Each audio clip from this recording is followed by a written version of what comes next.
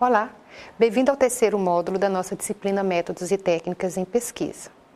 Neste módulo, iremos discutir como elaborar um artigo científico, seguindo as normas da Associação Brasileira de Normas Técnicas, a norma 6022 do ano de 2003. E o que vem a ser um artigo científico? O artigo é parte de uma publicação com autoria declarada, que apresenta e discute ideias, métodos, técnicas, processos e resultados nas mais diversas áreas do conhecimento. O artigo científico é utilizado para divulgar o resultado das pesquisas científicas. Ele pode ser de dois tipos. Inicialmente, temos o artigo chamado original ou de divulgação.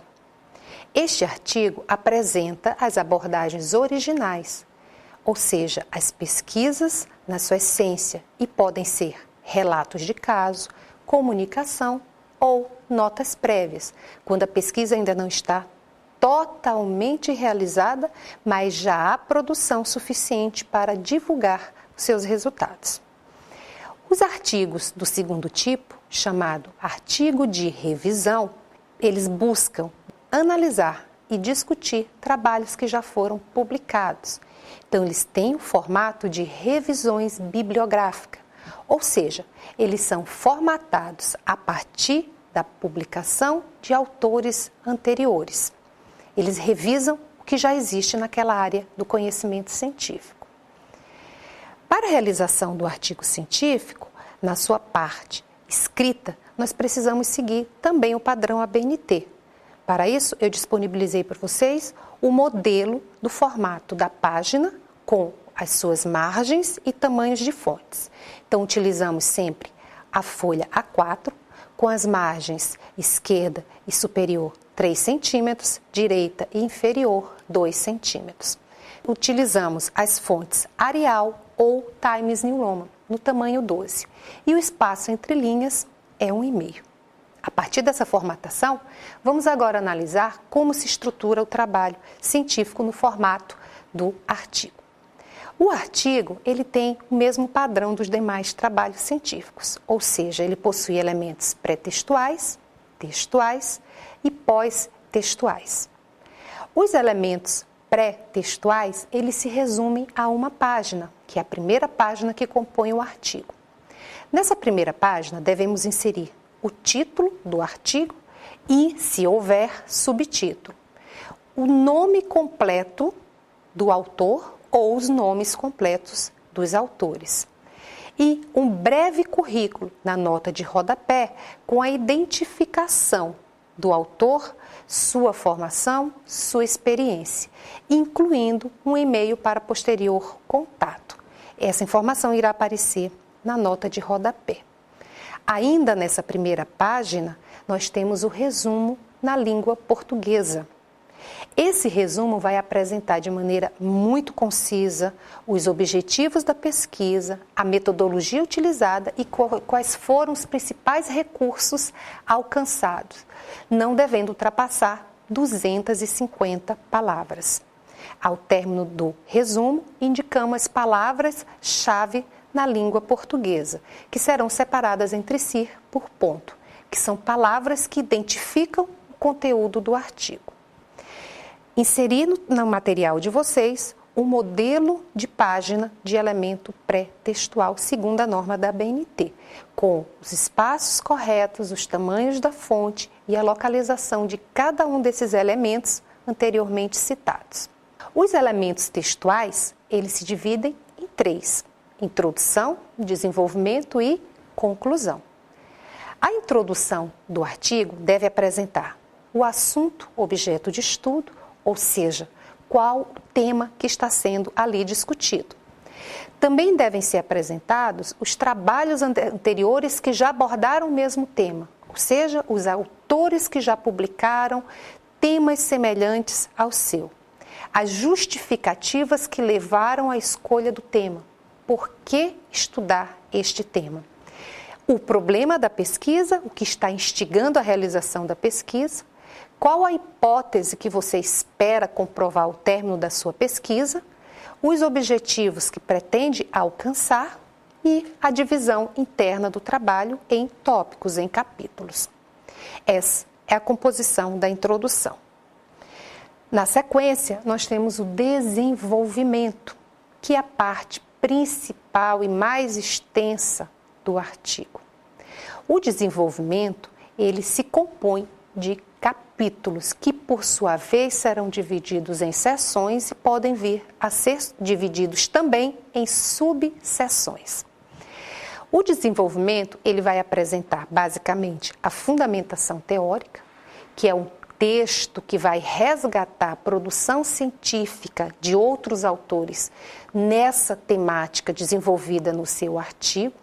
Essa fundamentação teórica, ela precisa estar respaldada na utilização das citações que já vimos no módulo anterior.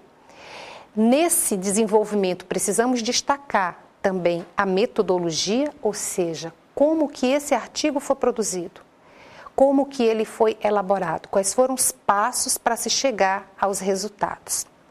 Os resultados precisam ser apresentados e a análise dos resultados, ou seja, a discussão em cima do que foi produzido, aliando o resultado da pesquisa teórica com a pesquisa de campo.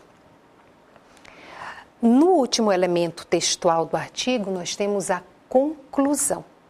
A conclusão, ela deve responder às questões da pesquisa referente aos objetivos e às hipóteses. Os objetivos e hipóteses foram alcançados, as hipóteses foram confirmadas ou negadas. Deve ser breve, podendo apresentar recomendações e sugestões para trabalhos futuros, o que não é obrigatório. A conclusão, ela traz a intenção de concluir o trabalho, mas não deve se configurar em um resumo. Deve-se ter muito cuidado ao elaborar a conclusão para não se incorrer no risco corrente, que é fazer mais um resumo do trabalho, o que não é necessário, visto que esse já está posto na primeira página do trabalho. Como elementos pós-textuais, nós vamos ter alguns que são obrigatórios e a maior parte que vem a ser opcional. Na primeira página do elemento pós-textual, após o término da conclusão, nós colocamos o título e o subtítulo, se houver, em língua estrangeira. A norma ABNT, ela não obriga o uso da língua inglesa, mas esse é o padrão universal. Seguido, vem o resumo em língua estrangeira. O mesmo texto que se encontra na primeira página do trabalho, traduzido para o inglês e inserido aqui no elemento pós-textual. Na sequência, as palavras-chave, as mesmas utilizadas como pré-textuais, agora traduzidas para o inglês.